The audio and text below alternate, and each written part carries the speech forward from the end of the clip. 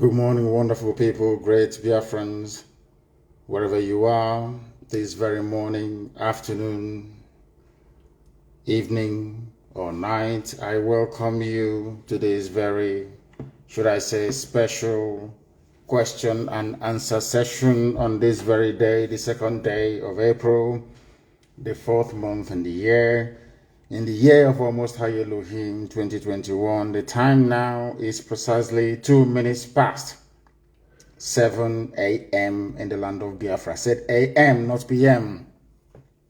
I know we are accustomed to broadcasting in the evenings, that is in Biafra land. Therefore, some of you may become confused, but this is a live presentation this very morning. We are live and we are direct on all platforms. I repeat, on all platforms, that we may preach this very gospel to the understanding and hearing of humanity wherever they may be at this time. Allow me to welcome you, and as I do so, may I also encourage each and every one of you to welcome those who are around you. You can listen to us via Instagram, Mazi Nnamdi Kanu _official. We are on Instagram. We are live there. There are a lot of people there already. Eze Chinedu is there. Okpara is there. Shedrack is also there. Kesia is there. Eduardo Chinedu is there. And very many people are there on Instagram. And I want that advertised as much as possible. I want that Best Man is also there. A lot of people are there watching. We are also on Facebook. You know, Facebook, with their suppression and restrictions, one of the most corrupt entities in the world. We are also there at Mazi Nnamdi Kanu. I'm broadcasting through a page that is not particularly well known, but I'm hoping this very morning that those of you who are there already will be able to spread this very gospel, that others may be able to join us on that very platform as well. We are on Twitter. If you go to my Twitter handle, official one, there are many fake ones being run by DSS, the Zoo State Police. Mazi Nnamdi Kanu is mine. If you go there, you will see it and you'll be able to join us. I'm sure we are the only ones who are streaming live this very morning on that very place. That's how you know which one is authentic and which one is fake. We happen to also be on satellite this very morning. We are on IPOB Community Radio app, which everybody must have. Everybody must download IPOB Community Radio. You must also download the Authentic Radio Biafra app as well, so that you can participate and join us anytime we are live, as we are this very morning. We are going to pray a very brief prayer before we continue. But before we do so, I must reaffirm that I am Mazi Nnamdi Kanu, the leader of IPOB all over the world, the director of Radio Biafra and Biafra Television, and of course, by the very special grace of the Most High Elohim, a servant of the wonderful people of Biafra. We are gathered this very morning to preach this very gospel, of course, to take your questions, and hopefully I will be able to provide all the answers that you need. But right now, this very second, we are going to pray. And after praying, I will preach very briefly this morning to bring you up to speed as to what is happening with our beloved Eastern Security Network, the battle that is raging right now in and around Nsukka to dislodge terrorists, and what the Nigerian Army and police, and of course in conjunction with British High Commission, are trying to do in order to frustrate our efforts. This very morning, all over the world, people are going to listen to this very gospel as we preach it, and of course be able to learn from it.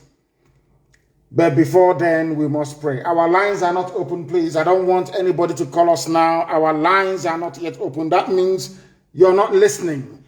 Because if you're listening, there is no way you'll be calling us by this time. I know that some of us are very desperate to try to get their calls through. When our lines does open, please, I will take all your calls to the best of my ability. But this very morning, afternoon, or night, depending on where you are, we must pray. And I'm going to pray in English language this morning, a very short prayer, a prayer prayed by Yeshua when he was on this very earth. A prayer extolling the supremacy and irreducibility of the Creator in heaven. That upon that very name and name alone, everything that was created was made possible. Our Father who art in heaven, hallowed be thy name, thy kingdom come, thy will be done on this very earth in the land of Biafra as it is in heaven. Give us this day our daily bread, and forgive us our sins as we forgive those who sin against us. Lead us not into temptation, but deliver us from evil. For yours and yours alone is the kingdom. All power and glory is yours. This we acknowledge now and forevermore. He said, a very simple prayer, but one prayed by Jesus when he was on this very earth, acknowledging that only God Almighty in heaven is supreme. That was why he said, Our Father who art in heaven. We do not worship idol here. We only worship the one true God, and that is why we are going to prevail, and that is why Biafra will come in our time. This very morning, very speedily before our lines open to take your calls, I have a few things to bring to your attention. And not surprisingly, of course, the United States have now released what they call their country report on this zoological republic called Nigeria. The United States State Department, which is their foreign ministry, in charge of all their diplomats all over the world, including the U.S. mission in Nigeria. The reason why I'm touching upon this very briefly this morning is to bring to your awareness, or should I say, to bring to your attention once again what I have been saying all this while concerning the duplicity and complicity of most foreign missions in Nigeria. I told some of you, but you never listen. The thing about we black people is that we do not listen. We do not reason. We always fail to engage our brain cells each time we are pondering a very complex subject. I told all of you a while back, and consistently so, that the United States mission in Nigeria is corrupt.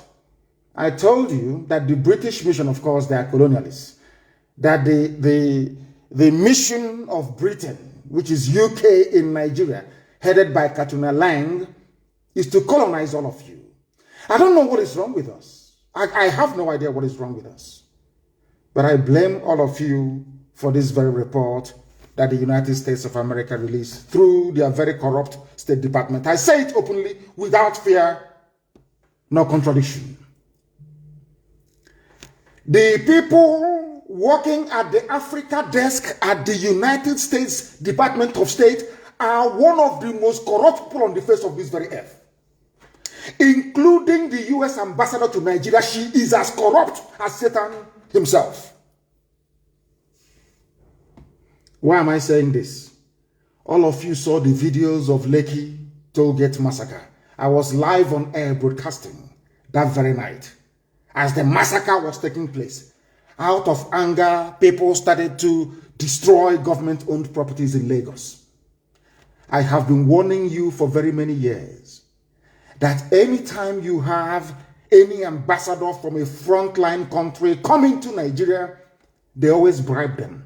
I warned all of you that the Fulani Janjaweed war chest, what I mean by is the money they have to fight to keep enslaving all of you in one Nigeria, is now over 30 billion US dollars. You thought I was joking. I also told you that they have not only bought over the entire diplomatic corps in Abuja, that they have engaged frontline, top-notch consultancy firms all over the world with the help of the British to suppress every news coming out of Nigeria, to manage every information coming out of Nigeria, to condition the minds of the world that nothing is going wrong. But some of you paid little attention. And this morning, I want you to understand that if you do not pay attention to what I'm telling you, the consequences you will suffer will be very severe. And it has started this very morning. Do you know, after slaughtering and killing people around Lekki Tollgate,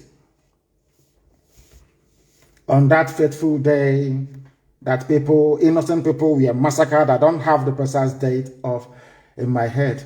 Despite all the difficulties that we've had with CNN in the past, but at least CNN did something. CNN tried as much as possible to present the truth. There was a CNN documentary, or should I say a mini documentary about Lekki Tollgate massacre. Do you know, surprise, surprise, do you know what happened? The United States of America have now released a report on Lekki Tollgate massacre. Do you know what they said in that report? They said that nobody was shot dead, that people did not die at Lekki.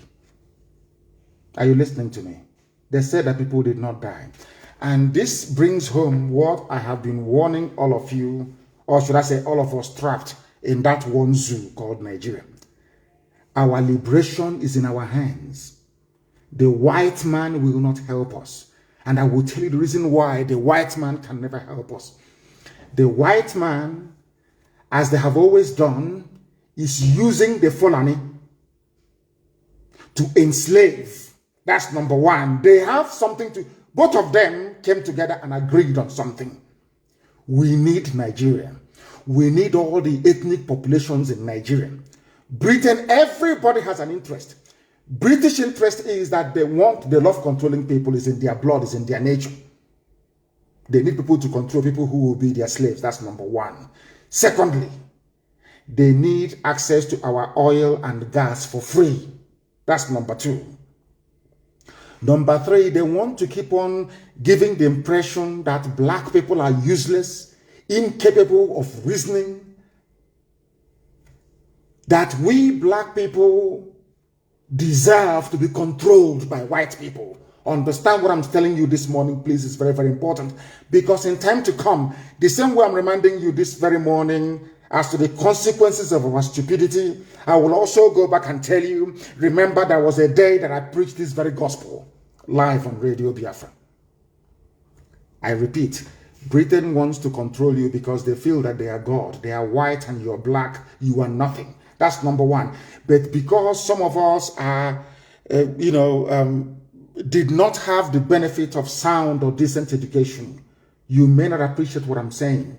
But in the fullness of time, you will come to understand. You will come full circle into the realization that what I'm telling you, what I have always told you is the truth. And I preach it without fear before any idiot, regardless of how powerful you may think you are. What am I saying to you is this.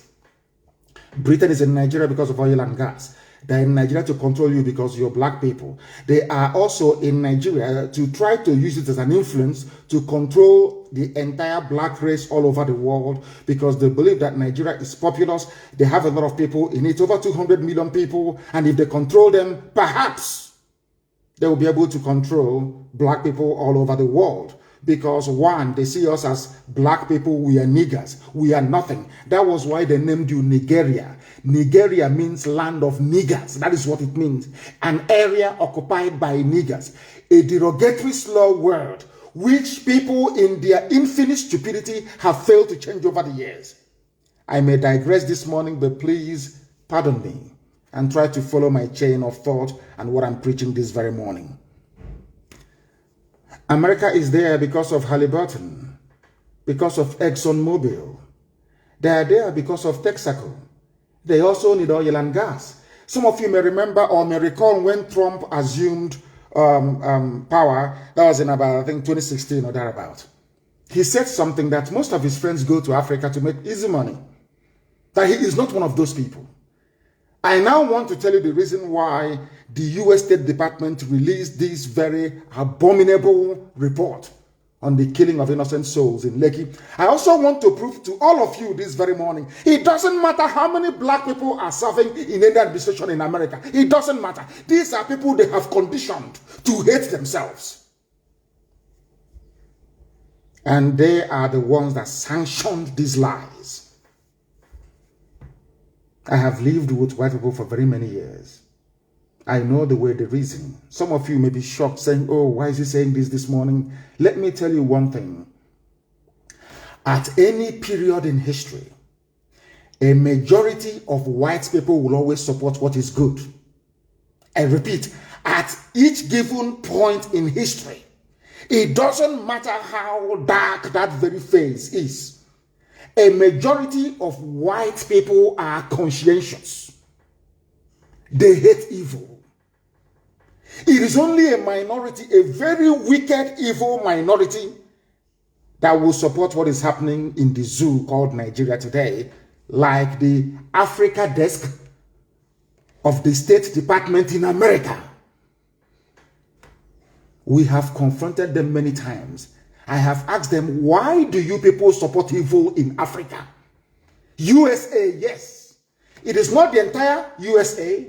I'm not saying it is the Biden administration, no. I'm not saying it was the Trump administration before this one, no.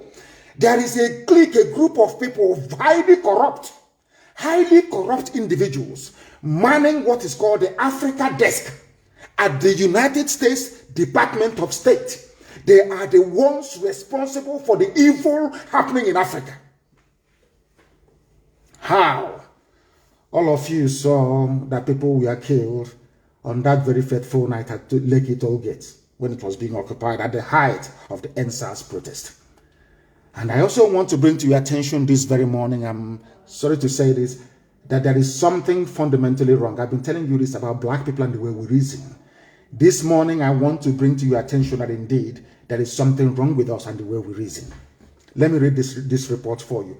It was only the Nation newspaper that carried it in the zoo, saying that United States of America disagrees. They do not agree that anybody was killed at Lekki Tollgate. Can you believe such things? Who was responsible? I'm not even blaming those in America. This is something I've been telling you all the time, but none of you do not want to reason. You don't want to understand. I said that the report they are given in America is compiled in Abuja by the U.S. ambassador and her team. It is anything they feed Washington that Washington will publish. And she is a woman. Now I'm beginning to understand the reason why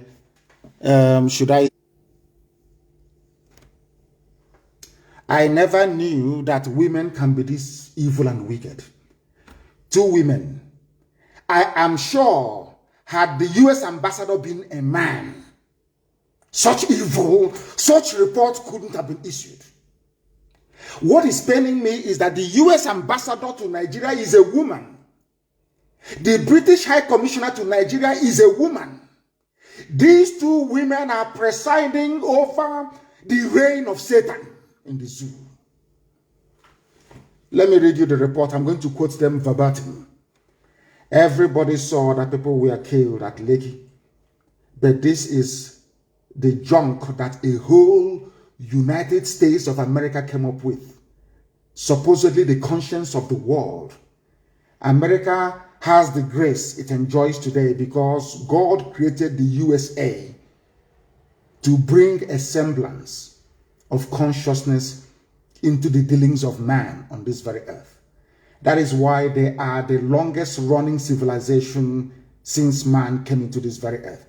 That is why the USA enjoys the preeminence that it does. But it seems to me that Lucifer has taken over America. America is no longer a country that speaks the truth. America is no longer a country that stands up for the poor. USA is no longer a country that stands up for justice and what is right all over the world. America is now effectively in the pocket of Luciferians. Simple truth. The US ambassador in Abuja could not convey to Washington. We are in very serious trouble, all of us. In very serious trouble. And unless we rise up now in a popular revolution, if we continue to prevaricate, if we continue to dilly-dally, if we continue to waste valuable time, we are all finished. I'll read it for you. The United States Department of State report on Nigeria. This is what it says. On October 20, members of the security forces enforced curfew by firing shots into the air to disperse protesters. America is writing this joke.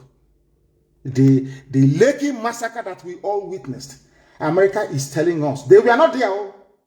They're telling us that the army came and was firing shots in the air. I told you that Fulani has $30 billion. They have bribed the U.S. ambassador to Nigeria. That is why this wishy-washy evil report was issued. They are all corrupt. All corrupt, all of them, they're all corrupt. I continue to read for you. Listen very carefully, please. They fired shots into the air to disperse protesters who had gathered at the Lekki toll gate in Lagos to protest abusive practices by the Nigerian Police Forces Special Anti-Robbery Squad, SARS. Mind you that SARS was trained by Britain. It was Britain that set up SARS. It's UK that set up SARS under Obasanjo to harvest organs for sale. It was the United Kingdom that set up this dreaded SARS and gave them the training. It was Britain that gave them the training. So it was Britain that trained them to go through your phones, to extort money from you, to kidnap you in front of your parents, to take you to their dungeon, to kill you, to have it, because it was Britain that trained them and armed them. Britain, United Kingdom, financed SARS. I want you to understand very, very carefully, please. Now, according to this US report, accurate information on fatalities resulting from the shooting was not available at year's end. A whole America. But you can come to the Sahel and rescue victims. Google can see inside my bedroom where I'm broadcasting from this morning.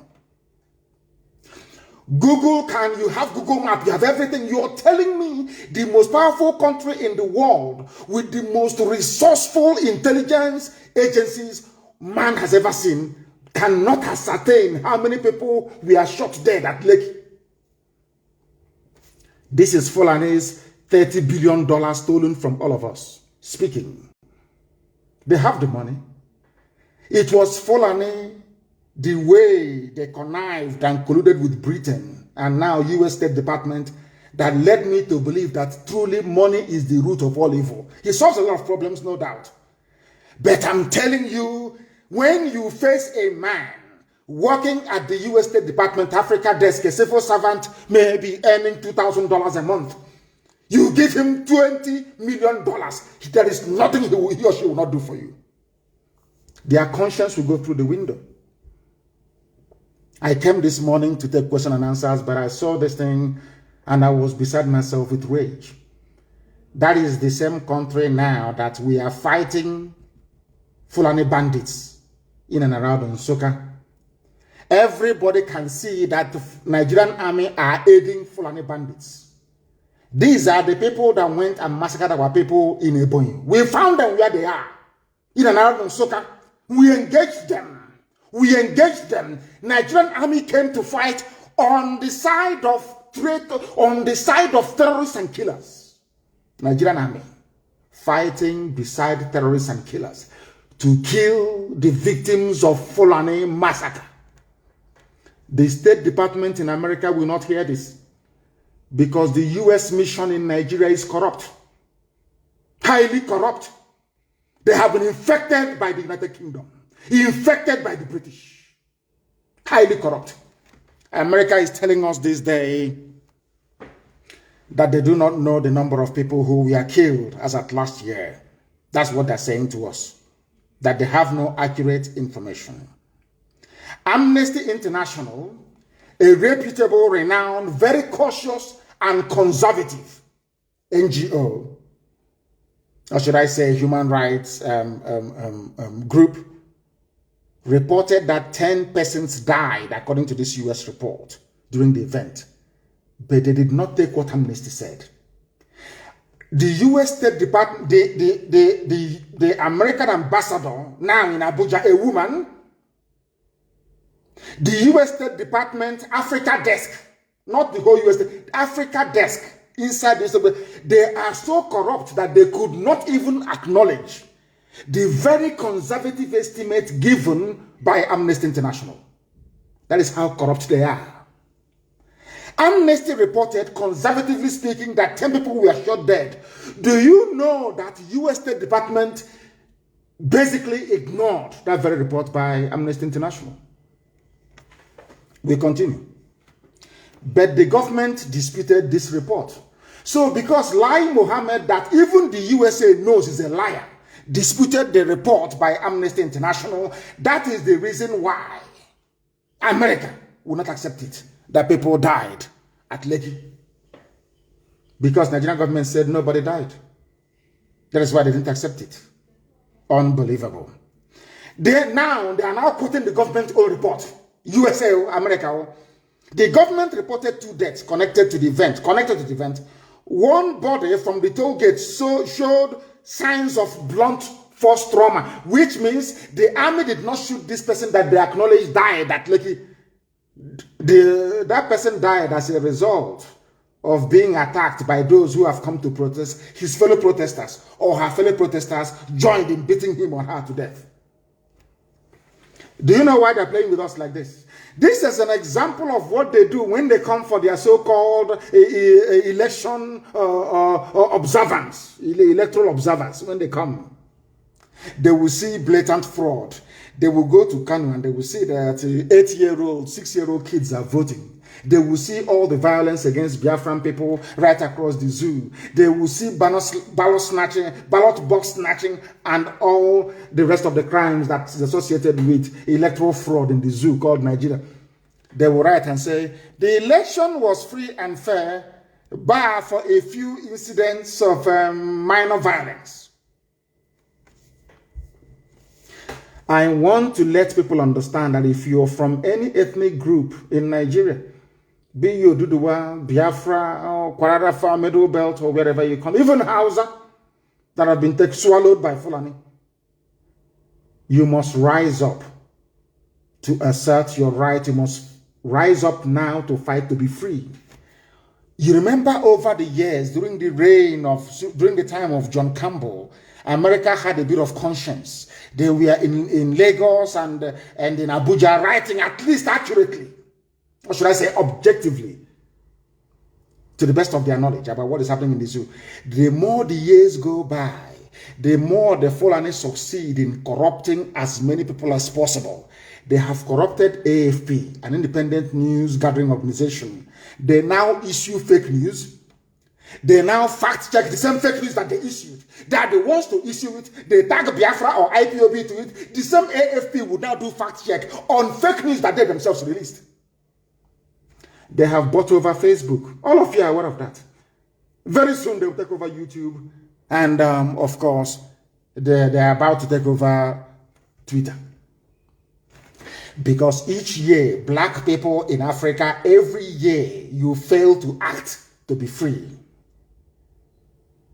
The more deeper the hole that you're digging for yourselves, we can never ever be free. I'm just telling you now, unless by some miraculous fate or divine intervention, the conspiracy, when I was reading this report, I was so shocked. The level of conspiracy to emasculate Black Africa, the level of conspiracy to ruin us as a race of people, aided and abetted by fellow black people.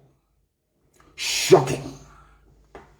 America said, they didn't even acknowledge. They said, Amnesty said 10 people were killed. Nigerian government said only 2 were killed. And out of those 2, 1 suffered signs of trauma, which means that person was not killed by the army. A second body from another location in Lagos had, from another location, look at how America is lying for Nigeria. From another location, not at Lekki Toll Gate. Should I continue this broadcast this morning?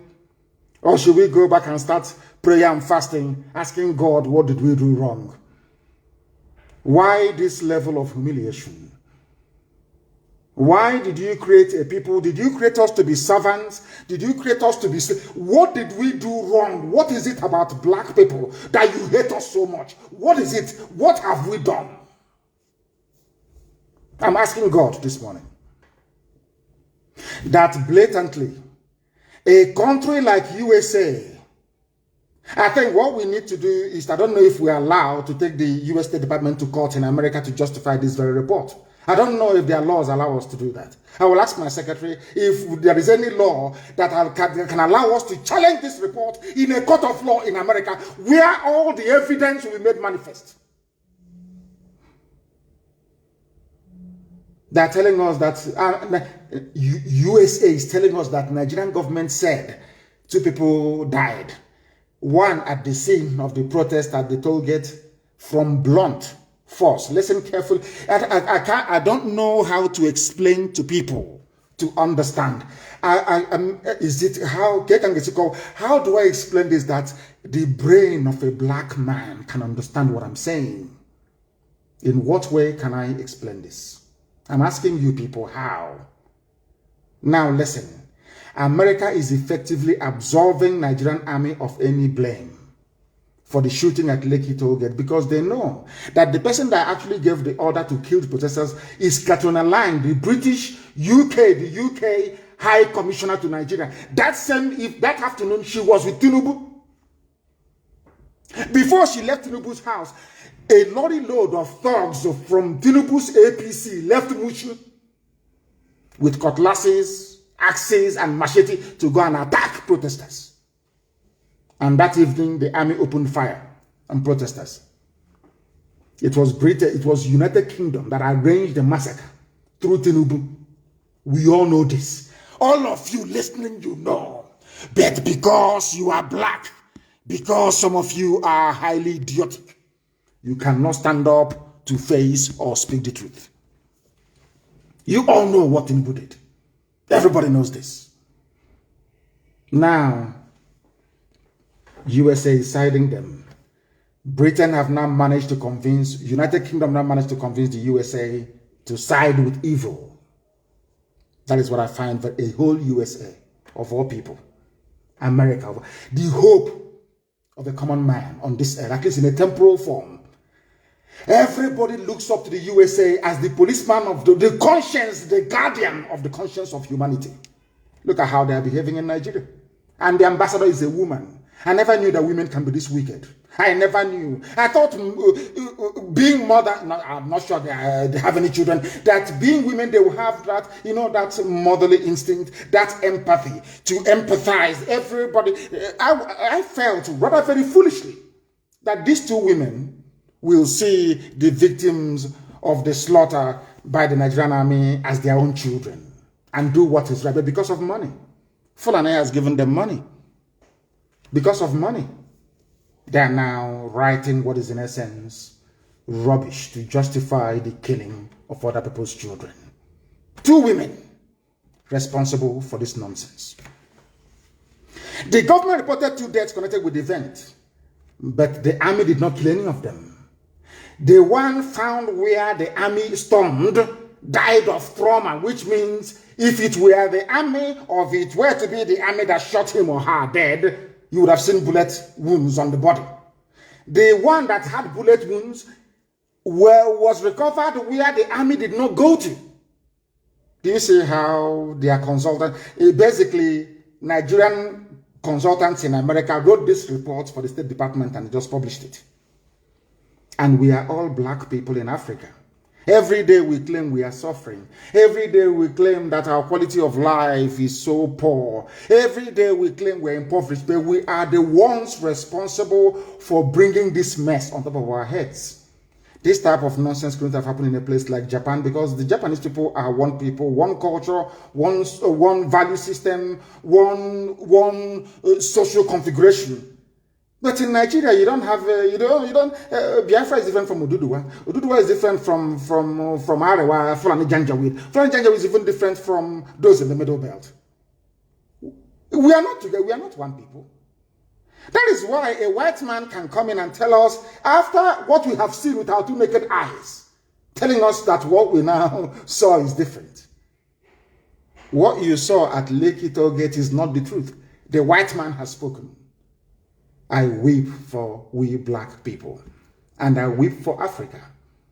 Because the problem is that It's like a black man enjoys suffering. A black man loves to be subjugated. It's like a black man loves to be a slave. A black man, you know, I don't know what it seems to me that if our existence is not validated by a white man, we shouldn't exist at all. Lies by U.S. State Department Africa Desk. A second body was found somewhere outside Lagos that had bullet wounds. I'm reading you the report itself. The government acknowledged, according to the United States government, acknowledged that soldiers armed with live ammunition were present at Lekki tollgate. Now, who shot those people that Amnesty said died? Let's say 10, for instance. It's still not the army. At year's end, the Lagos State Judicial Panel of Inquiry and Restitution continued to hear testimony and investigate the shooting at Lekki tollgate. That's the end of that's it. End of story. And let me tell you how evil these people are. I want to tell you how evil the Africa desk at US State Department. I want to tell you that these people are demonic. They are demonic. They are possessed by loose. They are demonic. Satan is working with them. There's another section called disappearance. I'll read the report for you as well. In August 2019, to mark the International Day of Disappeared, Amnesty International issued a statement calling on the government to release immediately hundreds of persons who had been subjected to enforced disappearance and held in secret detention facilities across the country without charge or trial. They are talking about Biafrans airlifted from Obibo, but they cannot say it. Because if they say these are Biafrans airlifted from Obibo being held in secret detention facilities, the world will ask questions regarding Biafra. So they never mentioned any names. Are you following? Now, they just gave only one paragraph to this. What the Nigerian Army, Police, DSS are doing. This is from America. Only one paragraph. Now, they now proceeded to say, criminal groups, this is America, criminal groups abducted civilians in the Niger Delta. They never mentioned the North. They never mentioned Fulani bandits kidnapping every day. Every day, the first place they jumped was Niger Delta, which is Biafra land. They cannot say Biafra, so they say Niger Delta, because the idiots that call themselves Niger Delta don't understand the divide and rule mentality that these people are using to cage them in their ignorance. That is why Ogoni has not been cleaned. Nobody can ask, why is it that Ogoni land has not been cleaned after all these years? They fail to understand one simple fact. If you allow yourselves to be divided, it makes it easier for your enemies to conquer you. If you're a conquered people, why would they clean Ogoni land if you're a conquered people? Now listen, the one paragraph to what Nigeria is doing, kidnapping, locking up people and executing people extrajudicially. Now they say criminal groups. They never refer to Nigeria as a criminal group or kidnapping people. No, not at all. Once you're kidnapped by the Nigerian state, you are a victim. You are gone. America will not look for you. It's even Britain that's encouraging. United Kingdom are the ones encouraging the Nigerian government to do it. To put fear in people so you cannot fight for your right. Now listen, they said criminal groups abducted civilians in Niger Delta, the southeast. Have you heard them now? And the northwest. What Fulani bandits are doing in the middle belt, in Benue and Plateau, America did not mention it. I want you to remember again what I told you before about the $30 billion war chest El Rufai and his team, they have at their disposal to bribe anybody bribable in the world. Let's say you are Biden. Are you going to say no to a $1 billion bribe from Nigeria? The answer is no, you will take it. You will take it. I don't care who you are, you will take it. That's what they're doing. Do you know America said that people in the southeast are kidnapping people and abducting them for ransom? I want the US ambassador to tell me the day that any group from the east, I mean Biafra land, kidnapped anybody and said pay us ransom. Where? What date? They don't have it. But we are here. They said we are bandits. Do you see how they lie? And this report, because it was written by white people, you know, they see we black people as liars. And so sometimes with some justification, of course. Because this report was written by white people, it is gospel. You understand? Nobody can question it. It's by whites now. You're a nigger, you're black. Who's going to listen to you? Nobody. After all, as their warped reasoning convinces them you're black because God hates you. That's why you're black. That is why every other race can climb on top of you and do whatever they want to do because you're black. And moreover, you hate yourselves anyway. And you cannot reason or think properly. America is now saying Niger Delta, Southeast, which is Biafra land, and the Northwest, not Northeast, where the rages, where Fulani banditry is in abundance, often to collect ransom payments. And I want to ask the U.S. ambassador, when did you hear that anybody collected ransom in the Southeast? Or South for that matter? When? Where? When? In the last year? This is your yearly report. When? But you have put us here. So when diplomats are reading this all over the world, they'll say, oh, there are bandits. Also, Igbos are bandits as well. Now, are you following me? Now, do you understand the game they're playing? You have to be intelligent to understand how these people play this game. Some of you may say it as just a report. It's just a report by State Department, and you dismiss it. We are not dismissing it. We are taking it very seriously. Because we have no criminal groups in the East. None whatsoever. And nobody collected any ransom. None whatsoever. He said, and now, listen carefully, they said, now, for example, they now want to give example. America wants to give you an example of these criminal groups they're talking about in Niger Delta, in the Southeast. For example, they now gave an example with what is happening in Katsina State. Not in the Southeast. There is no example here of any kidnapping for ransom anywhere in the South, so-called, or Southeast. None. The example they gave was from the North. And now they came back and they said that Nigerian pirates, listen, they said before there was criminality. And mind that pirates operate in the sea, not on land. But when they were talking about criminal groups, they said that these criminal groups were based on the ground. Now, when they want to give us an example as to what these criminal groups may have done, they gave us an example with piracy in the sea. And piracy is being done by Fulani people in Nigerian Navy. They are the ones doing the piracy. You see, these are Janjaweed, this Fulani, is naval, the zoo naval officers, the criminal elements amongst them who are doing piracy. Not any Biafran. But of course, US wrote it down. They said other parts of the country also experienced a significant number of abductions. Prominent and wealthy figures were often targets of abductions, as well as religious leaders, regional government leaders, police officers, and all the rest of them. They gave us another example. The Emir of Potiskum, Alhaji Umar Bubaram, and his convoy were attacked. They did not give us an example. This was last year of anything that happened in Biafra land. But they criminalized all of us. That's how they roll.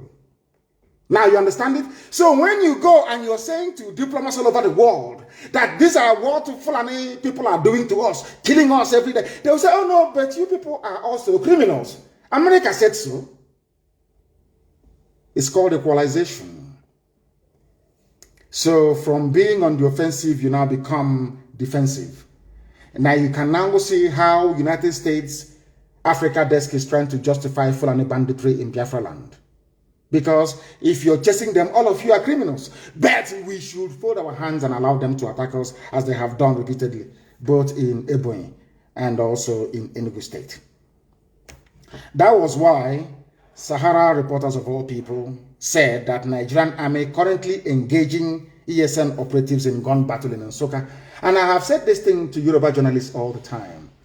You people are the cause of the suffering of all our peoples today. All ethnic nationalities, the journalists you have in Nigeria, you people are the problem. You people like the United States Africa Desk inside the State Department, you people are making it a lot more easier for our conquerors to come in to conquer us. ESN is not in any battle with Nigerian army in and around Nsukka. No. We are battling Fulani terrorists.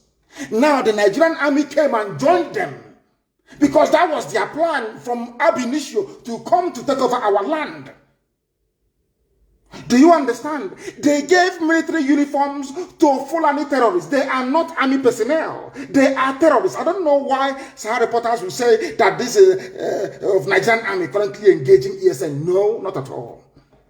ESN is engaging Fulani terrorists that have come to rape, to kill, to pillage, to take over our land, and we have said no to that. They are the ones we are battling. Nigerian army now joined them, or should I say gave them army uniforms, gave them weapons to be fighting indigenous people. America will not report this. Now, if America will not report it, we force them to report it. Let me tell you one thing that you do not know.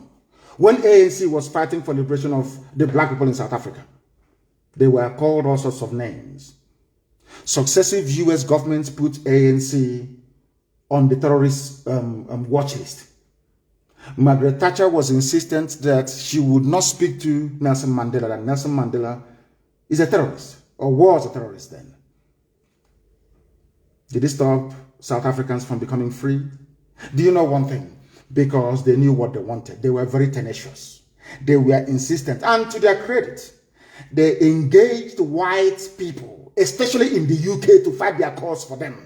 It wasn't black South Africans or black people in the UK that fought to collapse apartheid. No, white English men and women, white Scottish men and women, white Welsh people, white Irish people came out and said evil is evil. And apartheid fell. That is the mode, that is the mindset we must have at all times. We must engage local people, local populations to help us fight this invisible enemy. That invisible enemy are neo-colonialists, those in State Department, those at Whitehall in England, in London, using black people in Africa to present a narrative that will help in perpetuity hold us down in slavery. They are using black people to do this very work, this very dirty work. This is something you must understand and be able to rise above. I am now telling Sahara reporters and the publisher and whoever is there writing this junk, you people are aiding and abetting the excesses of the Nigerian security forces. Let me also remind them, my Yoruba brethren, no, they are journalists. It is this type of journalism that made it possible for Fulani to take over your land. Not only take a lot from you, they took a lot from you. That's number one. Now they have sent some of you into exile in Benin Republic. It is this type of reportage, this type of journalism, junk gutter journalism. You never knew that Fulani were there terrorizing our people in Nsukka. All these years, you never reported that. They went to Ebonyi, killed us, ran to Nsukka, because we said we'll find them. We have found them, and we're engaging them. And Nigerian army have come to support them. The same way, that is how your own village, maybe somewhere around Ogbomoso, will be taken over by them. You know the funniest thing? Shame won't even allow you to report it. That's why I said to Yoruba journalists, you see, the more you write all this, your junk in support of Fulani Janjaweedism, the day they attack you, shame won't allow. That is why there are Yoruba people in Benin Republic as refugees, but you cannot write about it because you are ashamed of yourselves. These are the things you need to understand. And as I have said before, and I will continue to say, black people should stop allowing themselves to be used by white people to work against their own collective national interest or survival as a people. Any day we realize this, we would have survived it. Now is the time for uprising. America will not save you. Britain will instead, they will join your oppressors to kill all of you. We must rise up. And the time is now. They said troops of the Nigerian army are currently battling gunmen suspected to be, we are not gunmen. We are Eastern Security Network securing our land against Fulani Janjaweedism, or should I say, Janjaweed tendencies. The Nigerian army have joined them. That is why anywhere you have Fulani terrorist camp, nearby is a military barrack. Across the entire length and breadth of Biafra land. Anywhere you have the Nigerian army, nearby is a Fulani terrorist camp. And these are people that told us are from Niger, they're from Senegal, they're from Gambia, they're from Chad, they're from Niger. They're not Nigerians, mind you. That's what they told us in the beginning. I don't know where our brain goes to sometimes. I have no idea what happened. Hey, Lord have mercy.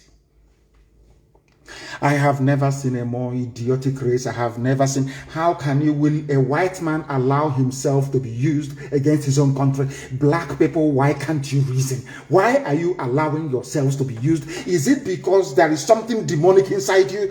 What is it about you people? What is it about you people that you can never ever understand? What is wrong with you people?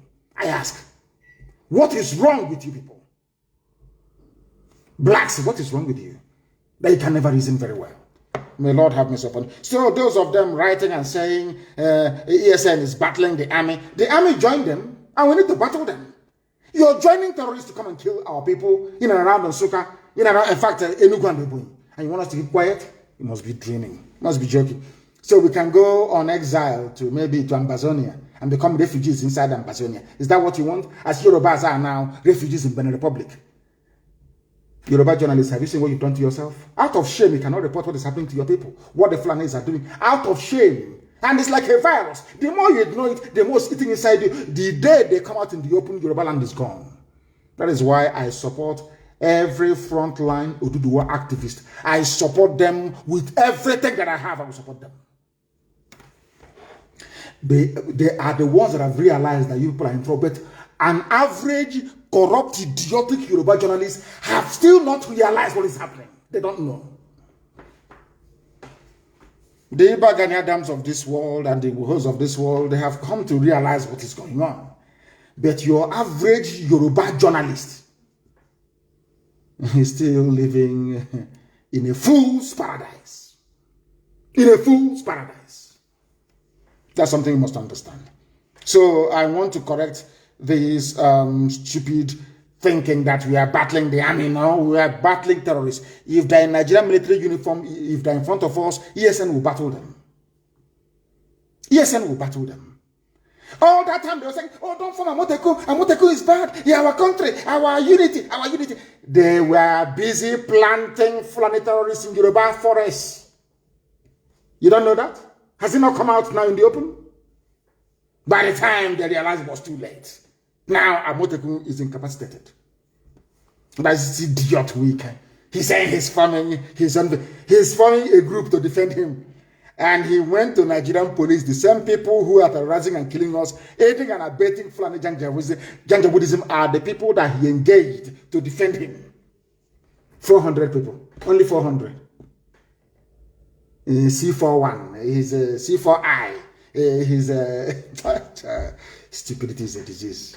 You heard Omahi crying, saying that I loved you, I did everything for you, I was even against my people because of you. Now you have come to kill me. The same Fulani. And as I tweeted, the same thing Afonja said. I want Yoruba journalists to go back to history, read about Afonja, the same idiocy, the same nonsense, the same garbage you're doing today because Tinubu wants to be president. The same thing Afonja did, and you lost a Lauren. You are not ashamed of yourselves. If that cannot shame you, nothing on earth will shame you. You have no shame. We are not fighting anybody. We must fight this scourge called Nigeria. We must fight back with all that we have. Nobody is going to save us but ourselves. I'm telling you, nobody. America is gone. America is now a nation without conscience. That very grace that God gave to USA, they are misusing it. And He will take it from them and give it to China. Are you hearing me? Very soon, USA will no longer be the greatest country on the face of this very earth.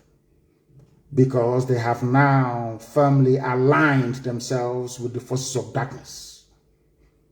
That purpose for which God made the USA, they are no longer serving it. They are serving the interest of darkness and evil. And you see what God will do to them. You take it away from them, unless they repent. Unless they repent. You are telling me in this day and age, America is absorbing what is in essence a dictatorship. They are absorbing the murderous tendencies of these scavenging invaders from the Sahel because of oil and gas. Oh dear. Lord have mercy. We are confronting Fulani terrorists from the Sahel and all their sympathizers in the army, police, and the navy with the help of the British. We must face them. And as I pray every day to Elohim, we are in your hands, we are your children, you created us. Ihechiowa is in the land of Biafra. The land where the light of God shines. That's the meaning of the word Ihechiowa in Arochukwu. Ihechiowa. The land where the light of God is shining. Anything you like, you can do with us. You Elohim. Anything you like, you can. If you say that Janjaweed will take us over, they will take us over. You are God. Anything you like, you do with us. And I never knew who I was before I was born, or I gained consciousness maybe around the age of 4 or 5. I was aware of my surroundings. You are God. You made us. Anything you like, you do with us. But you're telling us that you created us so that we can become slaves to people who are now slaves to other people. Hi. Second-tier slavery. No, it's not good. That is why you must come to the rescue of your children. That is why you must infuse into our brains, into our being, a level of consciousness that will allow us to realize the danger that we are in and hurry up to extricate ourselves from it. We are surrounded by enemies. Not just Biafrans. Yorubas are also, they're also surrounded. Middle Belt is gone. Middle Belt was the one Nigeria. Are they not gone? They are gone. They are renaming towns inside Benue. They are renaming towns. They have taken over the whole of Plateau. They are now in Benue renaming towns after Fulani people. And all of you are there shouting, one Nigeria, our country Nigeria, our unity, our restructuring. Whilst they are eating deeply inside you, like a very dangerous disease. By the time they come to the fore, you become disemboweled, I'm telling you. They will cut you open. They will rip you apart. That is what's happening in the zoo. The sooner Nigeria ends, the better for everybody. You need to end Nigeria to make life better. Look at how what they have done in the army. You see how clever they are. Even the governors you have, they are the ones that put them in power. Everybody that you have, you call your political leader or Igwe or Oba, they are the ones that put the person in power. You now report to Fulani, Fulani will report to United Kingdom. You are a second-tier slave, not even number one. Fulani is number one slave. They know how foolish, how frivolous, how idiotic the Fulanis are. They are the ones to be used because they know that the Fulanis hate their own fellow black people in Africa. They know that very well. They did their research. These are intelligent people. We must be prepared to die for what we believe in, for freedom. If you're not prepared to die for freedom, freedom will never come. It can never ever come. It's a very expensive undertaking. Ask Americans, the original Americans, not these fake ones you have now. After Obama became the president, I knew that America would become irredeemably corrupt. America went to the dogs after the presidency of Obama, and it can never recover again. Because Obama is evil. Evil personified. I'm saying it live on that the whole world may hear. Obama is evil. And America will regret it from generation to generation to come. Now, I want to make this very clear to everybody listening. We are defending our land. We are defending our land against foreign bandits, foreign Fulani killers and murderers. If the army decides to join them, that's entirely their business. Some people are asking us, you know, those idiots, they used to ask us, where is their defense fund? Where is this? Where is that? Go to Nsukka, to the front line. You will see it in action. You're asking us all these stupid questions. You think we are as foolish as you are. Do you know that your Fulani friends came to Ebonyi State and killed over 20 people and ran to Nsukka? We pursued them all the way to Nsukka and we're engaging them. And you're just writing and yapping the rubbish because you're a fool. A third-tier slave you are. Third-tier slave. And in Saudi Arabia, the Nigerian government they are helping Niger Republic people. They build railway for them. They do everything because the dead Buhari is from Niger Republic, in whose name they are ruling you. Come on to come out and say that Buhari is dead. None of you. No. Hey! God forbid you people. You know, now I now know the reason why. Was it Jesus that said in the Bible, from those who do not have, they will take and give to those that have. You know, black people will have nothing, at least mentally. But they're taking from us and giving to white people. You understand it? Because our foolishness is beyond redemption. They're helping Niger. You see, it's in the news. Evacuation in Nigeria consulate. They are processing the one for Niger citizens first before their own people. And what's happening to this? They are slaves. They are housemaid. They are slaves in Arabia. Voluntary slavery. Black people without shame. You know, we have no shame. That's why things are the way they are with us. And those of them saying, count us out of secession, secessionism. We are indigenous people, we are aborigines. That's what they said to Yoruba.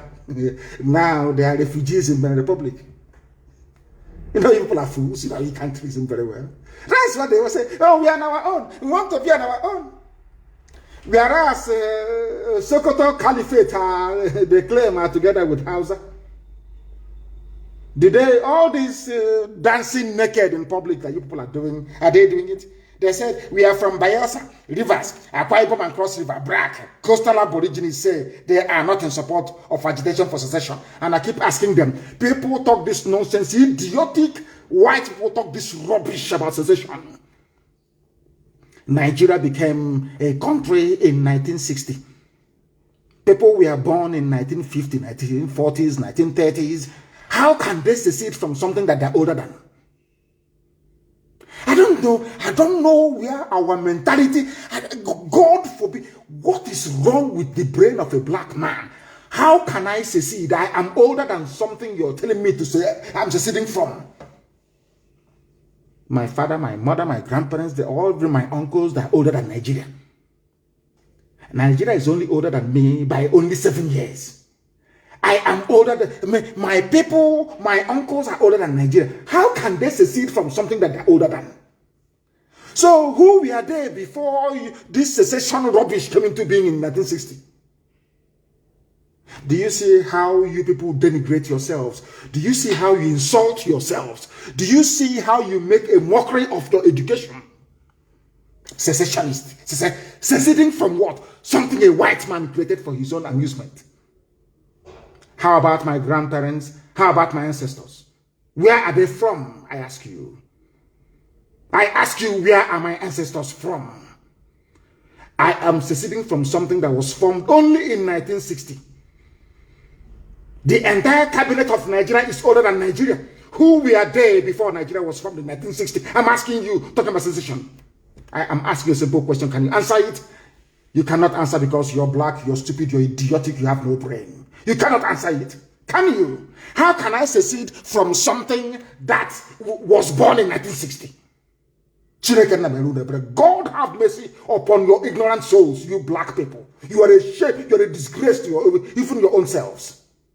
Secession, secession, secession. Seceding from what? I'm asking you. Something a white man created, and you're not even ashamed of yourself to use the word secession. Mad people everywhere. Brag. That's how they deceive you. The day they come to take your land, you'll be crying like a little baby. The history of Hausa people are there to remind you how not to treat the Fulani. The history of the Wagi people is there. The history of Nube people is there. The history of the Bachama people, they are there for you to see, to learn from. You have history that you may learn. The history of Afonja in Yoruba land is there for you to learn. how the Fulanis behave. But idiotically, you will never understand because you're black and you're useless. You are created by a white man. Nigeria is a product, is a racist product of a white man. You idiots, understand it for once.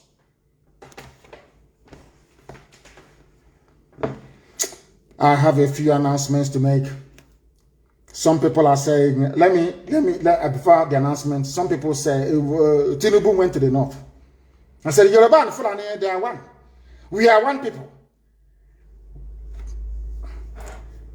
Somebody said the same thing a while ago, and the Lordin is gone. Kwara is gone. They've taken it. Yet you cannot reason. You cannot think. Yoruba and the Fulani, they are one. If Yoruba and Fulani are one people, why did they not allow Awolowo to become the Prime Minister of Nigeria or the President of Nigeria if they are one people? If they are one people, why did they not allow Abiola, who was even a very close friend of all of them? He was also a Muslim like yourself, Tinubu. Why did they not allow Abiola to emerge? They only allow the fool they feel comfortable with to emerge, like Obasanjo. Did Obasanjo vote for Awolowo? Why is it that I will never speak to Obasanjo until his death? Because Obasanjo voted for MPN.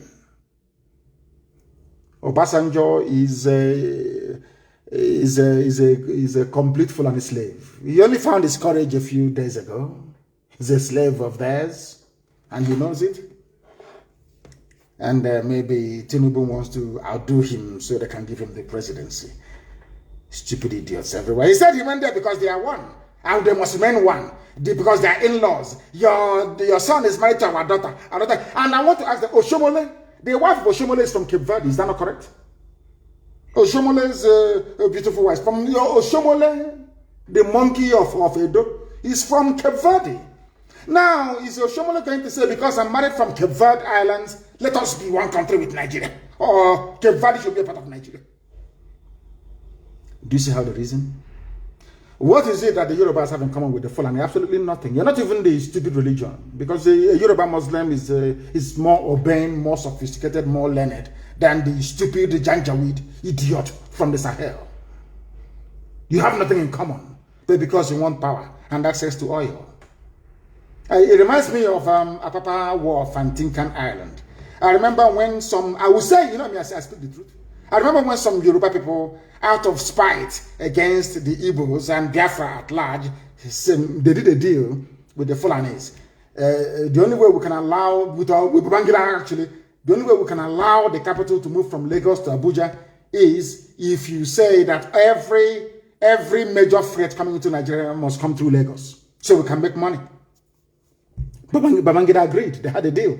They moved the capital to Abuja, and then said that only Lagos seaports, the Tinkan and Apapa, will handle all commercial shipping into Nigeria.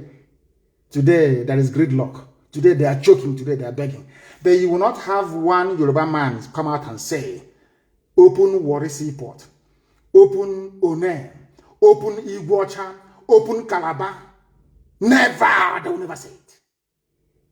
But Apapa is choking. Every day is choking. Goods are being destroyed. The economy is losing a lot of money. I want the world to understand how these people reason. I speak the truth always. It doesn't matter who you are. As I have told the US State Department, their Africa desk, they are more corrupt than Mobutu Sese Seko. They are white people, but they are as corrupt as Lucifer himself. That in America, I will tell you the truth. You may not like it, but that is your business. Eventually, you will come and say, oh, what you're saying is correct too. Tell me why America will issue such a wishy-washy report if their ambassador in Abuja is not corrupt. Just tell me why. And do you think the way to fight oppression is by saying, oh, don't say anything, oh, don't get them angry? Is that how to fight? You meet it head on. You meet oppression head on, that it may flee. You shine light upon it that it may flee. So let's go and bring Cape Verde, where Oshomole's wife is from. Let's go and bring let them be part of Nigeria because they are our in-laws. See how foolish these idiots are. Fulani is married to Yoruba. And so bloody what? And so what? They are married to you, yet they put you in refugee camps in Benin Republic. They are married to you, they are occupying your forests. They are married to you. Useless people everywhere. From the same man, he will come out tomorrow and tell you, vote for me. I want the president of Nigeria. Your daughter is 60 years old. You are 69. You had your daughter when you were 9 years old. Yes? People, black people, you astonish me. You know that in any other part of the world, having falsified his age, Tinubu should not be seen in public again forever until the idiot dies and is buried. But only in Africa. After lying about his age, some of you will be carrying it. He is 69. He is 69. But the daughter is 60 years old. I want... Let me forget you people. You people, you make me sick. I just want to remind you of one thing. The first person to recognize that Nigeria should break up was a Yoruba man. I tweeted it. His name is Modiyu Adeniyi Oshinowo. 27 years, and he was killed by Fulani. Of course, he was killed. I want Yoruba journalists to understand what I'm telling them today. Of course, you are black, so that the evil nature of a black man will not leave you. That part that wants to betray, you want to serve another god. That thing in us. We love foreigners. We want to serve them. We want to bow before them. Once you're white, you are God. Or even if they bring the picture of a dead actor, the actor telling you, "I'm not Jesus," you say, "Of course you're Jesus. I'll bow before you. After all, you're white." You know that mentality in we useless black people that is afflicting some journalists. I want Yoruba journalists to understand this morning, afternoon, or night, depending on where you are. The first man to call for the division of Nigeria was a Yoruba man, Mr. Modiyu Adeniyi Oshinowo, and he was killed. Why? He said, if Pakistan can break away from India, if they can disgrace Awolowo the way they did, sooner or later, they will be defecating on our heads. They will be using our head as a WC, as toilet.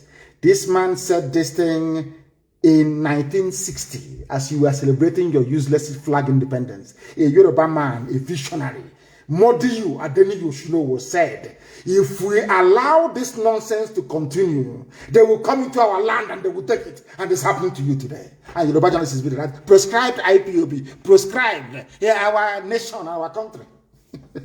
The Zoological Republic of Nigeria, a Yoruba man. Let me use your term, secessionist. The foremost secessionist in Nigeria is a Yoruba man, Mr. Modiyu Adeniyi Oshinowo. I tweeted it. Go to my Twitter, you will see it there. Because you don't know history, you have no regard for knowledge and education. But here we educate you, we enlighten you, we bring to your understanding things that you would rather not know about. You run away from it, we bring it to your attention. Pakistan was with India, Bangladesh, all of them. Very soon Kashmir will be free. We are not one people. Why don't you get into your skull? Britain had all of them together as one country, as one India. They said, no, we are not together. They said to the white man, with due respect, we are not the same people. Hindus are different from Muslims. Pakistan is not the same as India. They left. Bangladesh left. Everybody on their own. And that is, of course, relative peace and quiet. You bring some vandals, some blood-sucking demons from the Sahel. You bring people who believe in monarchy, in bowing down before somebody. You bring Republicans from the East. You join them together as one country. Why don't you go bring Saudi Arabia and bring them into the United Kingdom and say, let's be one country? You see if you have peace in one day in your life. All of you read the Bible, you don't know anything from it. You read the Quran, you learn nothing from it. Funny enough, the Torah is also the Quran and also the Christian Bible. The same story everywhere. You are in the Quran, you claim you are Al-Majri, you claim you are Janjaweed, you are Islam, you go to Mecca, you come back. But in the same book you're reading, Abraham called the nephew Lot and said, if we continue to stay together, your cattle is expanding, mine is expanding, your household, one day there'll be a clash. They said we're now having a clash between Fulani bandits and Eastern Security Network. Don't you have the Bible? Don't you open your Bible? All of you claim you're religious, isn't it? Those of you claiming one Nigeria, let's say they're seceding. I want you to please go and open your Bible. As foolish as you are, open your Bible, open your Quran this morning. In the zoo, open it. Abraham was related to Lot by blood. By blood, I said by blood. At a time, Abraham said to Lot, his own flesh and blood, if we continue to stay this way, your headsmen will clash with mine, and there'll be trouble and bad blood between us. In order to avoid it, please, you are my own brother, my own flesh and my own blood. Let me divide this land into two. You, first of all, take one, and I will take the other one, that peace may reign. It's in your Quran, isn't it? But you want one Nigeria. Can Nigeria really contain all of us? The answer is no, because Nigeria was created by Satanists, a demonic white man and a deranged, a drunkard, a deranged white woman. You will never learn, will you? Here we preach the truth, the whole truth, and nothing but the truth. You may not like it, but eventually you come to appreciate it. And I want to warn that Eastern Security Network do not issue any telephone threats to anybody. We don't threaten anybody. Our job is to defend our land, not to threaten anybody. If you have received any calls from a few pranksters, maybe it's April Fool, talking rubbish on the phone to you, please ignore them. It is not Eastern Security Network.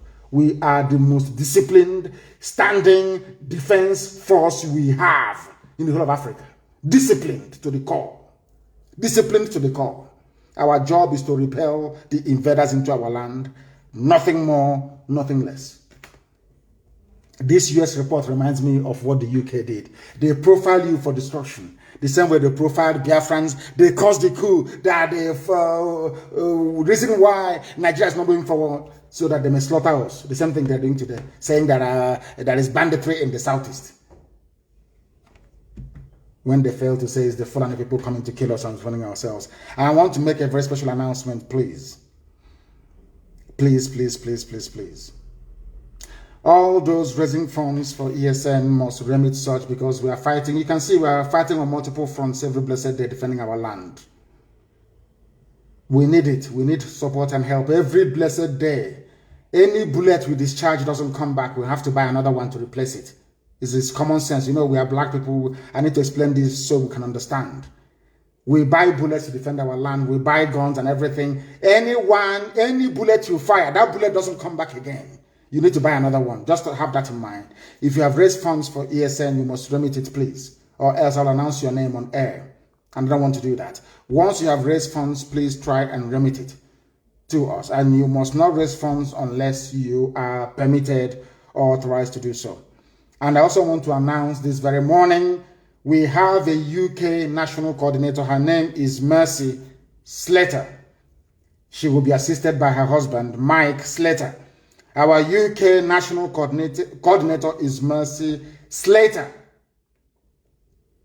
And Mike, two of them, or should I say, our sister will run our family in the UK. And when she comes to you, you must give her your fullest attention if you're a principal officer in the UK.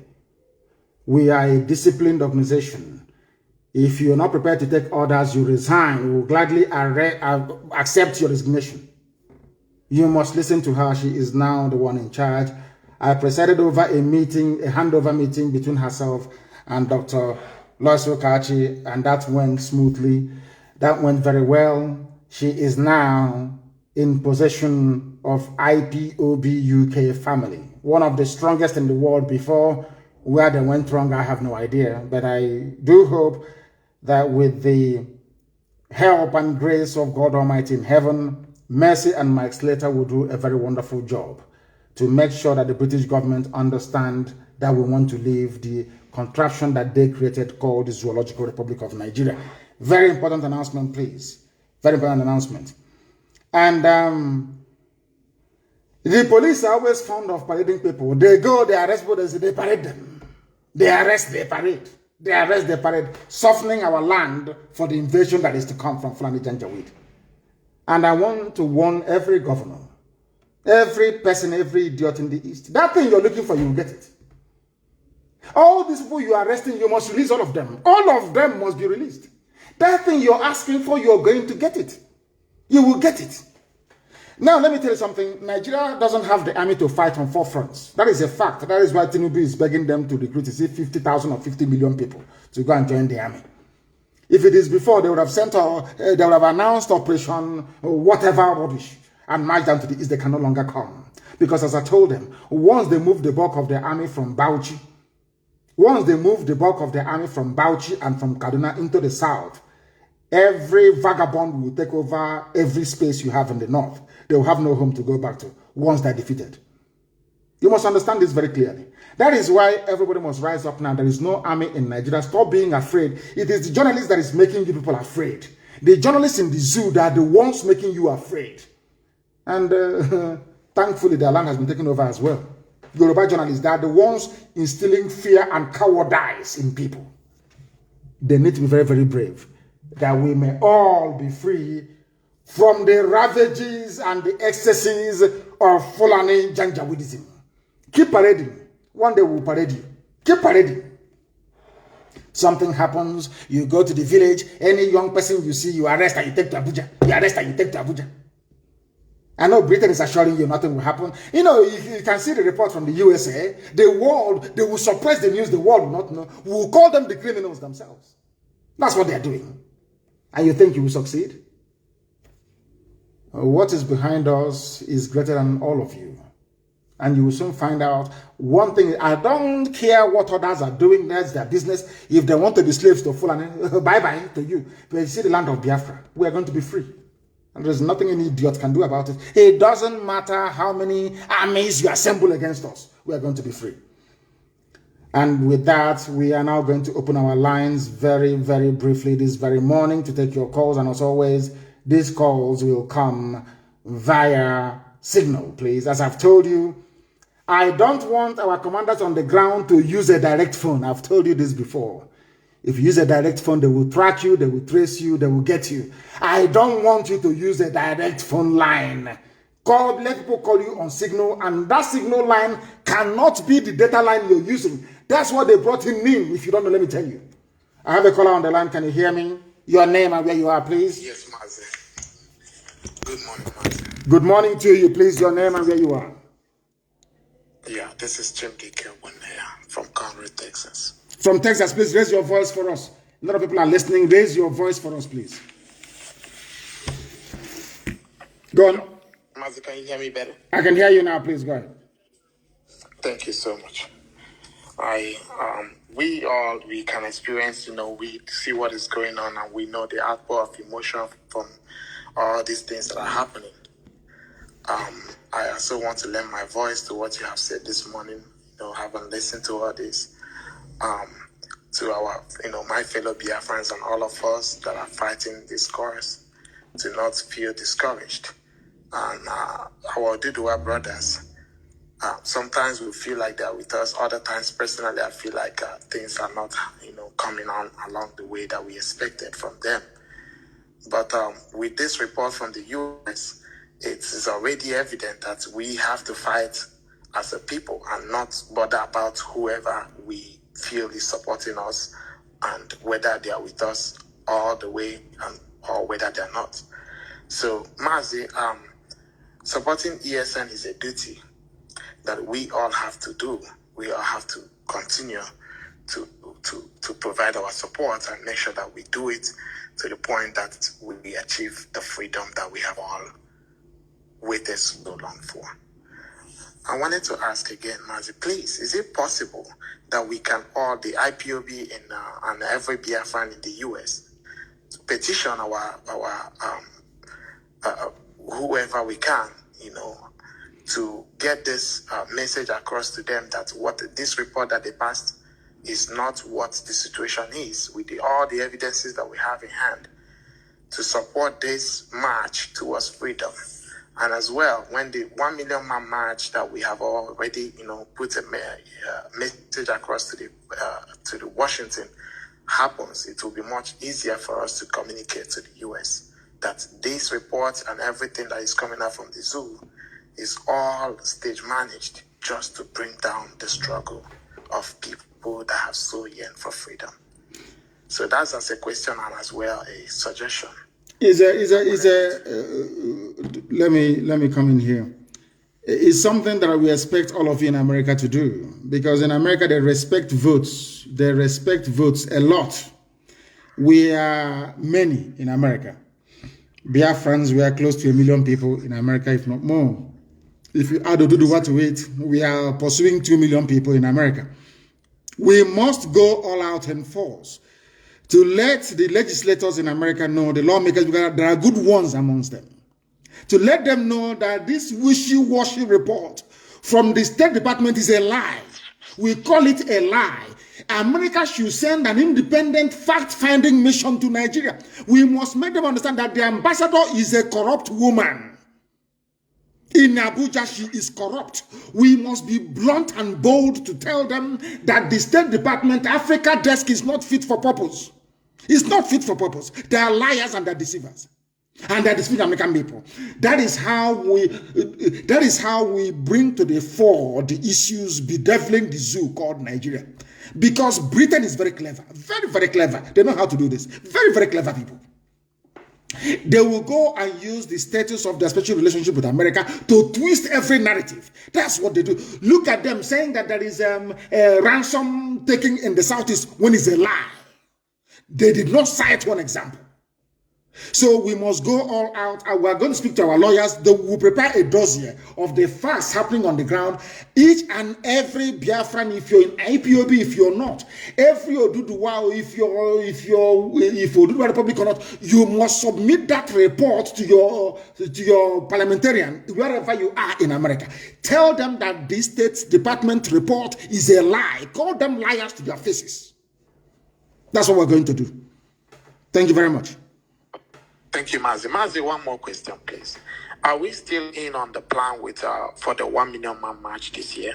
It depends on, COVID is the ruler of the world now. So the devil behind COVID will determine. COVID is everywhere. You have to stay 2 meters apart. You have to take the only vaccine in the world. You take one. After 28 days, you take another one. I've not seen, even when we are small and we're being inoculated, there's only one vaccine you take. This one is now 2. You take one in the morning. Now, after 28 days, you take another one. Even at that, you're still wearing a mask. The whole thing is a complete mess. So we wait for COVID to decide. COVID is the one that decides what happens these days. So we are waiting for COVID to tell us exactly when our 1 million man march is going to be in the USA. We must have it. We must have it to let the whole world understand that what America is issuing is blatant falsehood. Thank you very much. That was how Obama went into Libya and destroyed Libya for no good reason. Destroyed Libya for no reason. Destroyed it completely. And today, Libya, the civilization has gone back 1,000 years. Our lines are open, of course. I'm not even sure. People are calling. Let me see if I can get the number that people may be able to join us this morning. +44, please, the UK number on Signal only. +44 77 61 82 53 46. For this morning, please. That is the number to get us on. I know a lot of people are trying to get through. A lot of people are trying to get through. If you call us, if you're a first-time caller, let me see if I can take this call. The caller on the line, I don't know if they're still there or if they have disconnected. I believe there's somebody called Dozier trying to get through to us. Please, if you call us, give us your question, ask your questions. All those questions you've been meaning to ask for very many years, you can ask it now.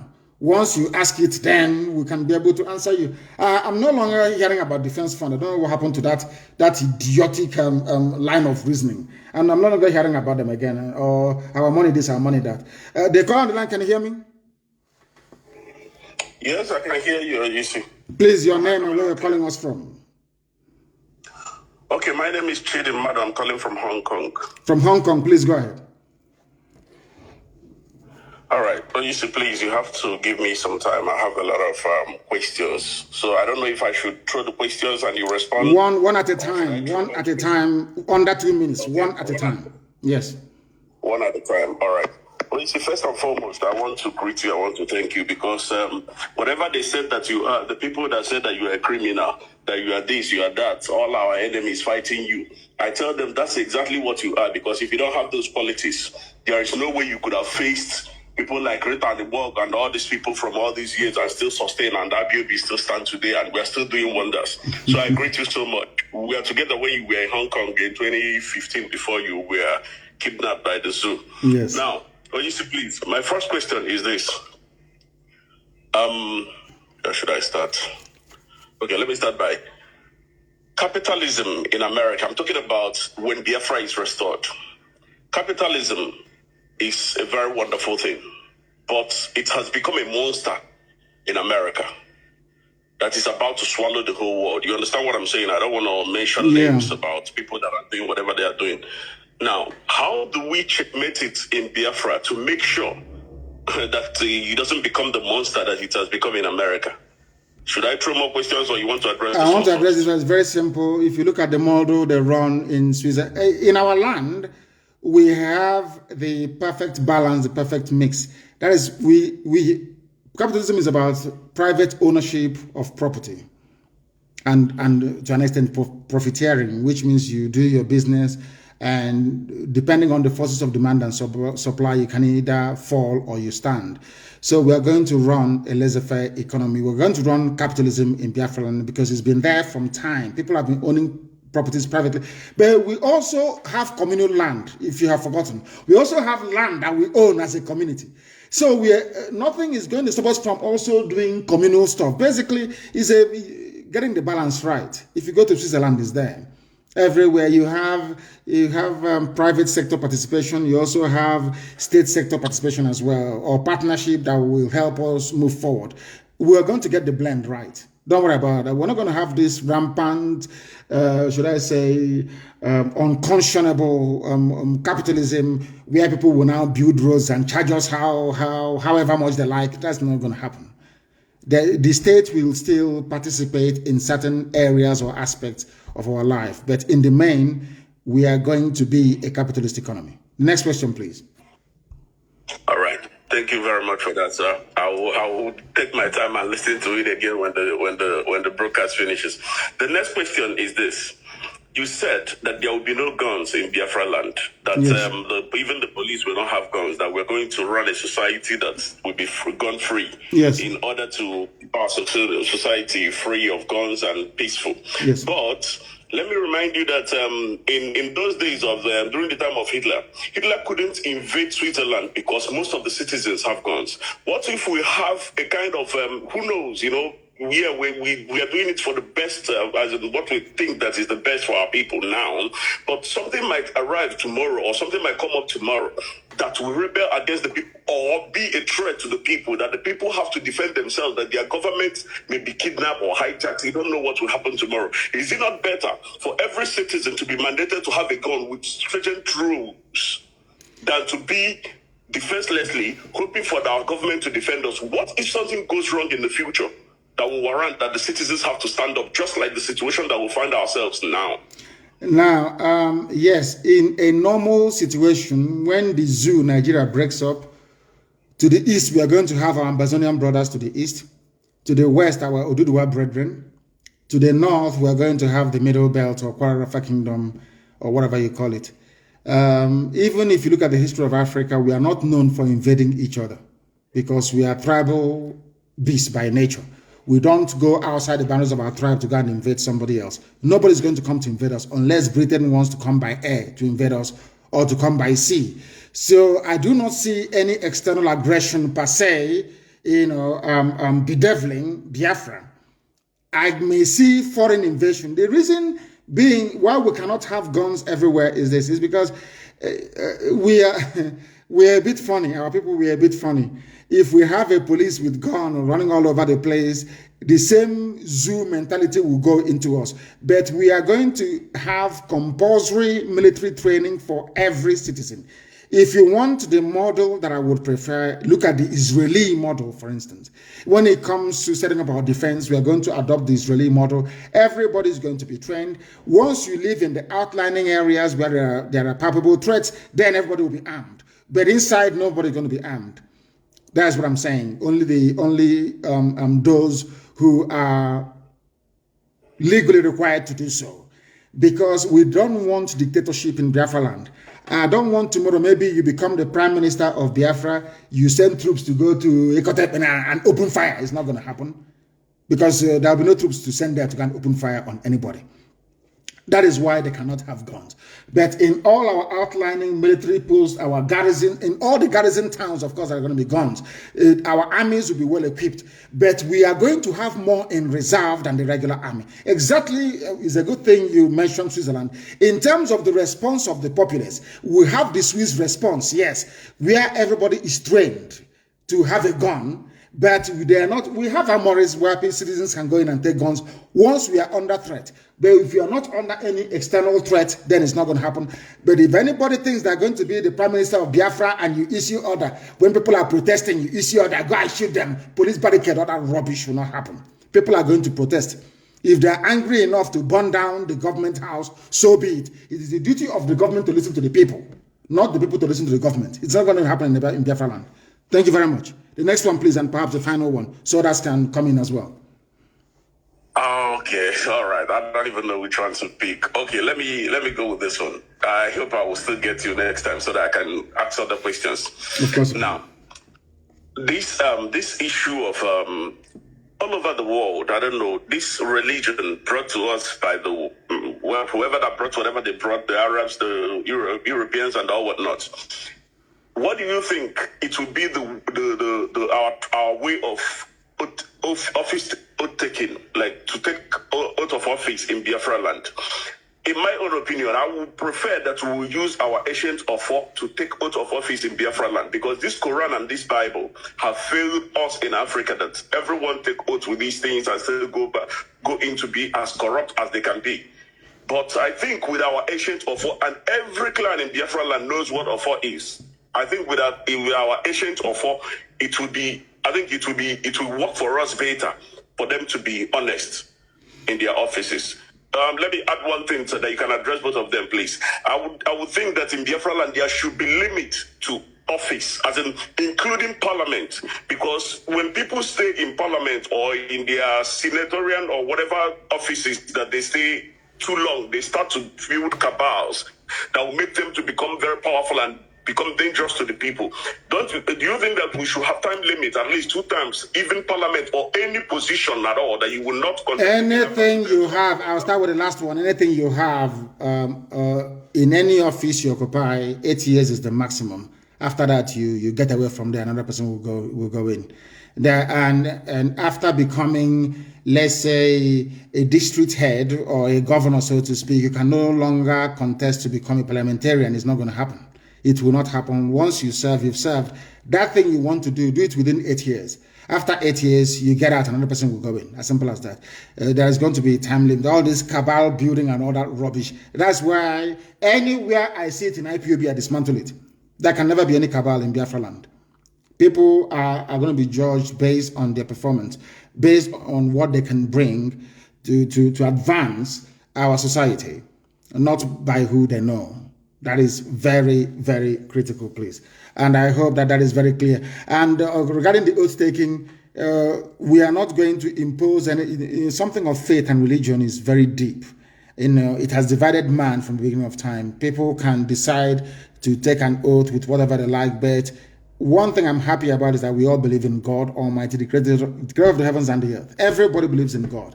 And our oath taking will be done in the name of God Almighty in heaven. Thank you very much for that. Thank you very, very much.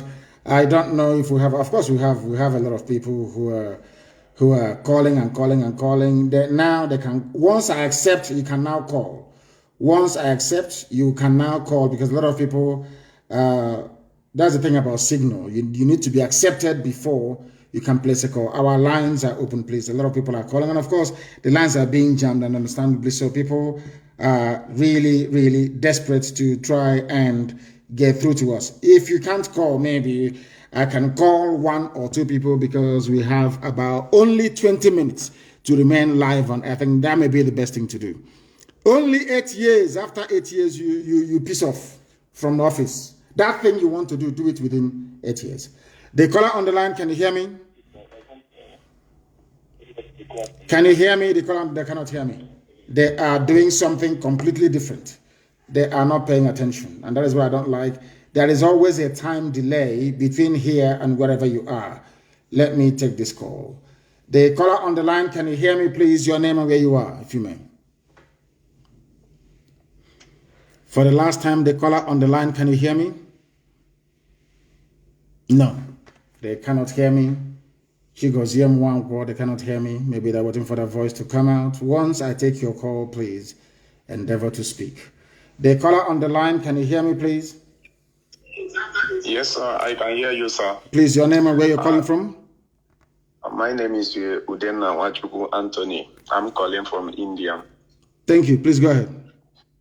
Yeah, my question this morning, first of all, thank you so much for doing great job for all Biafran all over the world. And I pray may God to Chugo Kikobiama behold you and power you more to do until we get the promised land. My question is this, is how about our people who are in like Anambra, precisely for now, Anambra people who are campaigning for election and other thing. Do you permit our people to join them to do such thing, or you give our people order to leave from those campaign they are doing to face what we are focused for? We are focused on liberation. What stupid campaigning are we doing? What stupid, useless campaign? There are people who argued, and quite convincingly, of course, that we should participate in elections for the simple reason that if we participate, then all these criminals that are imposing on us will not be there to make our life doubly difficult. Because right now in Biafra land, we are always fighting two constituencies. One is Fulani, in fact, three Fulani bandits from abroad, Fulani bandits in Asorok, and Fulani bandit stooges in government houses all over the place. That we should reduce the number of fronts that we have by making sure that we put people in power. But the thing is that you put them there, they rig the election, you talk, America will issue a statement saying that the election was legitimate. So we don't know yet. That debate is still ongoing, and DOS will debate it extensively with the Parliament of the People and then recommend the way forward. As for me, my recommendation is that we do not participate in any stupid electioneering in Anambra State. For now, for the time being, that is. Thank you very much. We are focused on freedom. I have another announcement to make for people who are living in India, because I know most of us are listening to today's broadcast. I urge every IPOP who are living in India to try as possible in April 11 to join in our broadcast, in our supporting of ESN. I urge everywhere, wherever you are in the Indians, Africans, Biafrans, and whatever you call yourself. You people know what Indians are doing to us because we don't have a nation. That's why we are sustaining our people. Police of Indians are killing our people. I urge everyone today to join us that very day to support ESN so that we get our home, so that we get our promised land. Thank you so much. And I use this opportunity to thank our leader in India here, Mazi Nnamdi, for great work he's doing. Thank you very much. Thank you very, very much for that. India is doing wonderfully well, I believe. Very, very critical. Somebody is saying it is very important that I call them. We shall see. I will call you. The caller on the line, can you hear me, please? Your name and where you are. Hello, good morning, Mazi. Good morning to you. Please, your name and where you're calling from. Okay, my name is Eyufame Erumosele Ebiremole. I am in Gudomigodo, Biafra. Wonderful. Please go ahead. I want to thank you so much for all you have been doing. God bless you. You have been doing so much well. I have one question. Go ahead. Go ahead. We are listening. Go ahead. We are listening to you. Go ahead. Okay. Yes, we are going. Yeah, I can hear you. My name is Eyufame Erumosele Ebiremole. I am Igodo Biafra. I said, talk to me through the phone. Don't talk to me. Listen, talk to me through the phone, not through your listening device, because there's a delay. The speed of sound is about 800 something odd miles per second. So I'm very, very far from you. Before you can hear my voice on the system, it will take a few seconds. But on the phone, it is direct. As you can hear me, the world is hearing you. Please go ahead and say what you want to say.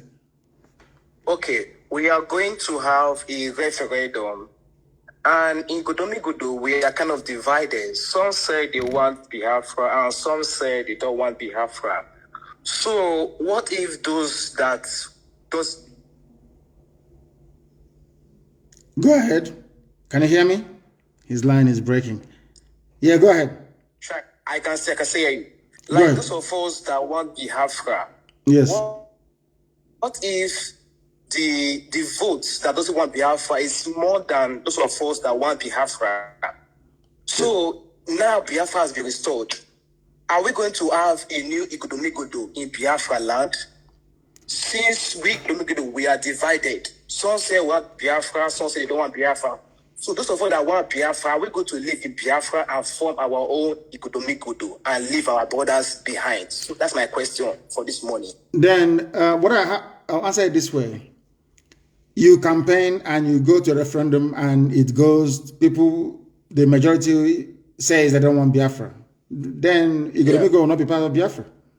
Because the majority will always carry the vote. It's one man, one vote, one woman, one vote. If that is, it is your responsibility and duty to campaign. That is where you have a campaign to win more people over.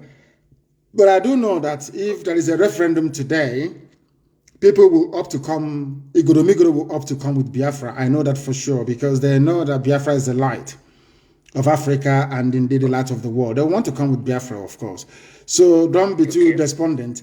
But in the case where Igudomigodo turns to and says they don't want Biafra, then we have to respect the wish of the people. Whatever they want is what we're going to give to them. Then people like you can now migrate towards the same Edo. I think Ibuakre is naturally Biafra anyway, which is Ebanke. Then you move slightly to Ebanke to be part of us. As simple as that. And I'm sure Ubiaja, which is Eshan, will come with Biafra anyway. Yes, so you're talking about the main Bini Kingdom itself, inside Bini City, Bini Kingdom itself, inside Bini City. That's entirely up to them where they want to go. But I do know for sure that Isoko, Urobo will come, Ubiaja will come, and all the other outlining ethnic groups, they will come with us. That's what I know for sure. I'm not sure that Bini City itself would come, because Biafra will be a republic only if some special arrangement can be reached. Because Biafra is going to be a republic in every way. Every man must be born equal before God and before the law. Okay? Okay. Thank you very much. Thank you so much. Thank you very, very much. Igudomigodo is also with us, of course. Biafra is ever. Forget about all the nonsense that some media say, we are Aborigine of Cross River and of this. I feel sorry for them, but men at work, even in Akwa Ibom, men at work. Biafra is everywhere. There is nothing anybody can do about it. Are they going to arrest us? Yes. Are they going to do all these things? Yes. But in the end, Biafra will come. And as they're arresting us, we're also arresting them. Mind you, we're also arresting them. And in the fullness of time, you will see evidence of that. They call on the line. Can you hear me? Yes, I can hear you, Mazi. Good morning from India. Good morning to you. My name remains Mazi Okebaram Chedozie. Mazi, I don't have a question. I just have an announcement to make. Though one of our brothers from India has called, but Mazi, the reason why I'm calling is to urge you, because to be honest, we are putting work on the ground regarding our fundraising event on the 11th of April 2021. That is next week, Sunday. And Mazi, the fact is that we can't have that event without you speaking to IPOB or Biafrans in India. All of us are eagerly waiting. A lot of work has been put. Our brother that called thanked our national coordinator, Mazi Okechukwu. We are doing marvelously well to bring everybody of Biafran origin, all the communities of Biafran origin, we are reaching to them and make sure that everybody is involved in that event. Mazi, this event will mark the beginning of IPOB in India, because we want everybody that is a Biafran here to be an IPOB member. That is our target. So speaking to us that day, communicating to Biafrans that day live will mark the start of whatever we are going to do from here. So it's on Sunday, the 11th of April 2021. We can't afford to not having you speak to us that day. That is all I have to say. And as well, I'm urging every Biafran individually, collectively, and otherwise to be part of that event. We have to get prepared, because this is the only thing we got. If we lose ESN, if ESN fails, we have failed. And at this time, we cannot afford to fail. That is all I have to say. Thank you very much for that. And I'm sure our people now understand it, unless they want to be refugees in Amazonia. And in Amazonia, there is also a war going on there. Unless maybe we want to go into the sea and drown. if you don't support ESN, the next option is that you go, they'll take your land from you and you go on exile. If in doubt, ask my Yoruba brethren. They will tell those of them who are in the Republic. The caller on the line, can you hear me? No. They are not paying attention. I don't want to be listening to my voice. I do not have the desire nor wish to listen to my voice. Let me take this call. The caller on the line, can you hear me? Yes, Mazi, I can hear you. Good afternoon, sir, my leader. Good morning from here. Your name and where you're calling us from? Yeah. My name is Mazi Nnamdi, calling from Cambodia. From Cambodia, please go ahead. Yeah, Mazi, I just want to appreciate you for the good work you have been doing for us. I just want to also contribute to the person that was asking about the people from Igodo. If the people that disagree to go with Biafra, the Biafrans will be more than them that accept that they are Biafrans. The truth is that even people from northern side of the zoo called Nigeria will be eager to join Biafra when the time comes. I agree with you. I agree with you. We don't need to beg anybody to join Biafra. Even those who are saying that they're not Biafra. And we're even foreseeing people from outside Africa, outside the shores of the zoo called Nigeria, coming to beg to be Biafra. Just like the way we have it in America. Everybody is eager to go and be an American citizen.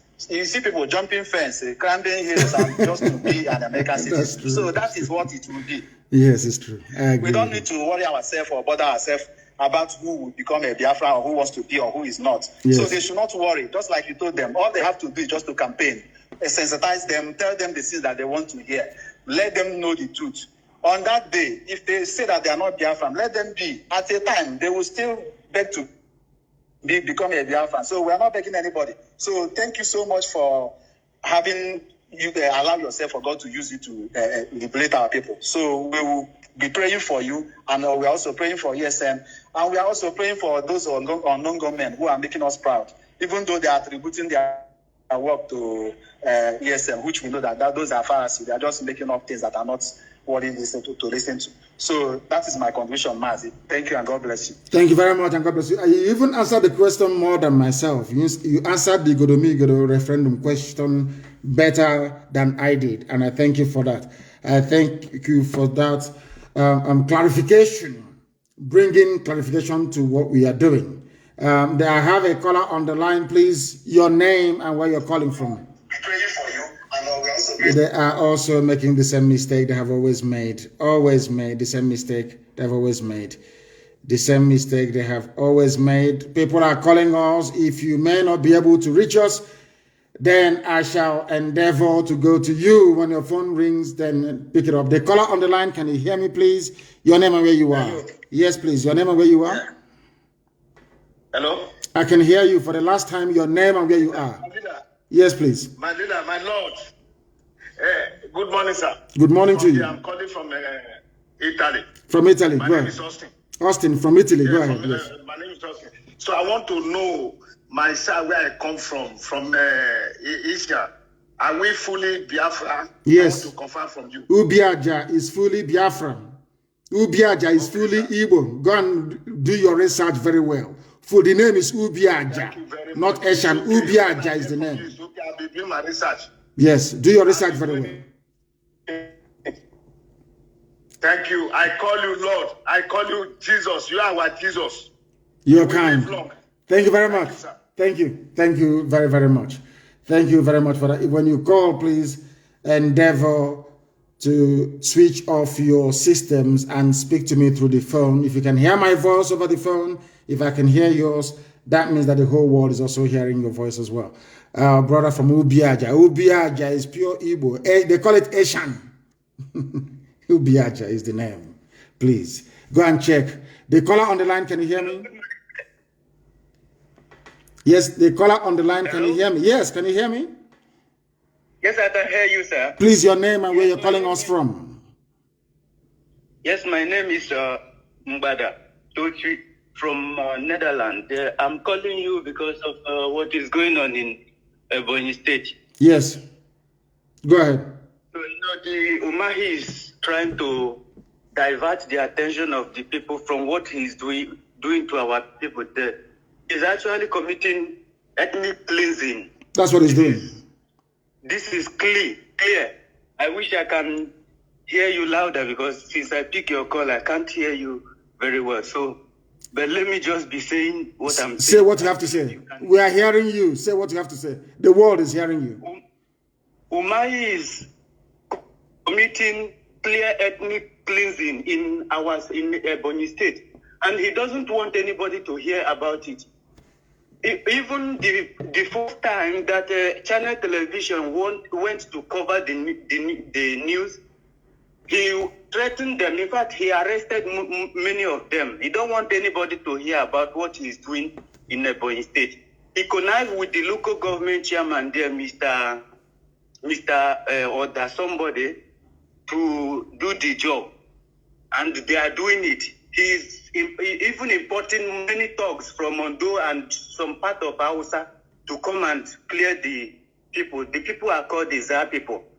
So, he has failed. My dear brother, he has failed. He has failed. I hope he is not the one behind that Fulani this thing that just happened, because there was never a Fulani attack, such attack before. Only now that there was a pressure for him to stop this genocide, that he then know that he have a hand in that ethnic cleansing. The international community was pressurizing him last week. He doesn't know where the pressure was coming from. All of the sudden, we heard that Fulani just went and attacked. So, but thank you for all the whole thing you do there. I know, and I recognize that you defended our people there, and we pursued them to Nsukka. We'll find them and we'll kill all of them. We'll pursue them to Nsukka, and their army is protecting them. The Nigerian army are effectively protecting terrorists in and around Nsukka. I am informing the governor of Enugu State, Ifeanyi Ugwuanyi, to let him understand what is going on. The same 82 division responsible for the slaughter of the innocent people, even that the USA report did not mention, they are now defending their fellow Janjaweed in and around Nsukka. They will all fall there, that I can assure them. Ndara, they are mad people. With that, we have come to the end of our program today. I do apologize because I spent a lot of time preaching. But next week, I will be back. In fact, today is Friday, Good Friday. I will be back again on Sunday, actually. So put it down. I'll be back again on Sunday night, 7 p.m. this time around. 7 p.m. on Sunday, I'll be live on air to continue the propagation of this gospel of redemption. Sunday, 7 p.m., I'll be back live on air. And then next week, Friday, Chukwukikabiama permitting, of course, we shall be back again with our full question and answer session. I'll be back on Sunday. Please note it down everywhere. Our media, especially, note it down. I will be back again on Sunday. We will be on all platforms on this nascent Facebook page that I've just opened, which they are suppressing, of course. We'll be live again on YouTube, on Twitter, and on our apps as usual, including FM in Biafra land. Once again, I thank you all very much for listening. And I feel for those who have been trying to get through but couldn't get through. Next week, Friday, is another appointment. Please try and get through to us by then if you have an opinion or view to air. Once again, thank you very much for listening. With all the love in my heart, from me, from here, it is good morning.